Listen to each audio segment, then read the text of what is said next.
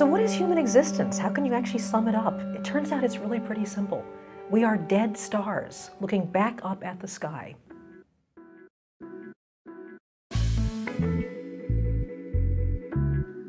Everything you are, I mean, literally the iron in your blood, comes from the instant before a star dies.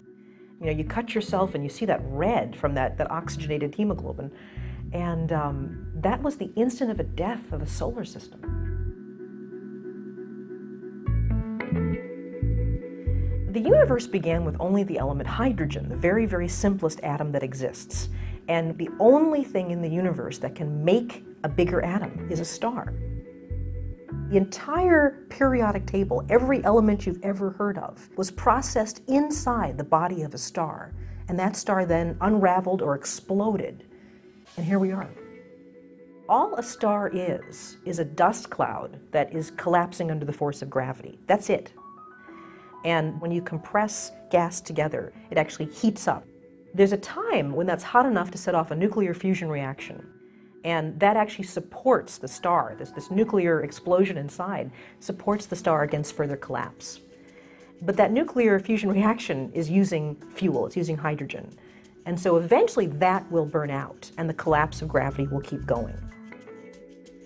In the case of a more massive star, the gravity crushes ever more and more tightly. Things get hotter inside. You create things like carbon and oxygen and nitrogen. Until finally you get to the element iron. It fuses iron together, and instead of energy coming out, energy is actually absorbed, and the core of the star collapses. And that sets off the most violent, brilliant reaction we know of, called a supernova reaction. Everything outside the element of iron, everything heavier, all the gold, all the silver, all of the lead, all the uranium, that's formed in that supernova explosion. A single star will glow as brightly as an entire galaxy, as hundreds of billions of stars in that moment of death. And that's what you are.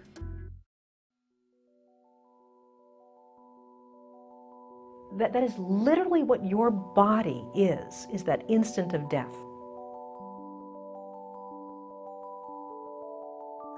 You know, it is so tempting. I mean, humans have done this for literally tens of thousands of years, to think of the stars as eternal.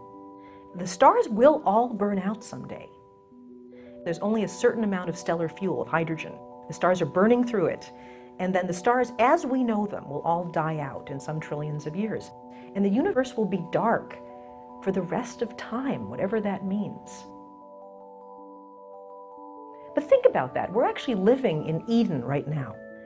We're living in a time when this, 10 billion year lived thing, the sun, is pouring down free energy. We are using it, we are evolving, we are becoming sentient, we are looking out at the universe. And what an amazing thing to think that that's only for a tiny little brief part of the universe's history. And everything else will be dark. It does give you an ownership about how wonderful this time is, how wonderful your life is right now, your literal life, but also how wonderful this time in the universe is. And someday I wonder if people will have myths about, the days when stars rain down free sunlight and free energy.